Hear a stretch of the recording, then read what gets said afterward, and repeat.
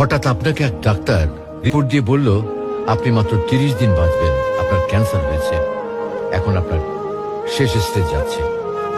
এটা শুধু আপনি জানেন, আপনার পরিবার কিংবা বন্ধু বান্ধবরা কেউ জানে না। এখন এই রিপোর্ট পাওয়ার পরে আপনি বাসায় গেলেন।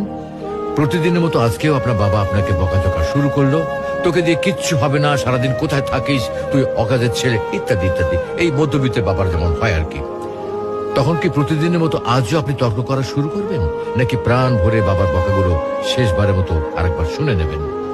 হঠাৎ আপনার মা এসে আপনাকে বলল, নে বাবা ভাতটা খেয়ে নে। আপনার মনে হবে এই বুঝি আপনার মায়ের শেষ হাতের খাওয়া, আপনি আর বাঁচবেন না।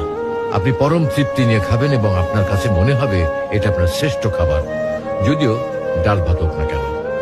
আপনি বের হলেন, পুরনো এক বন্ধুর সাথে দেখা, আপনি যাকে মোটেও সহ্য করতে পারেন না, সব সময় তার সাথে কথা কাটাকাটি হয়, আজকেও সে আপনাকে কিছু কথা শুনিয়েও দিল। আচ্ছা, এখন কি আপনি তার সাথে তর্ক শুরু করে দেবেন? মোটেও না। আপনি হয়তো তাকে জড়িয়ে ধরবেন এবং বলবেন, দোস্ত ভালো থাকিস। আচ্ছা জানেন, আমরা এখন মৃত্যুর কথা ভাবতেই চাই না, এ থেকে আমরা পালিয়ে বেড়াতে চাই। কিন্তু যদি আপনি ভাবেন যে আজই আপনার শেষ দিন, তাহলে দেখবেন সবকিছুই আপনার কাছে ভালো লাগছে। তাই ইগো ছেড়ে দিন, ইনশাল্লাহ আপনার মন ভালো হয়ে যাবে।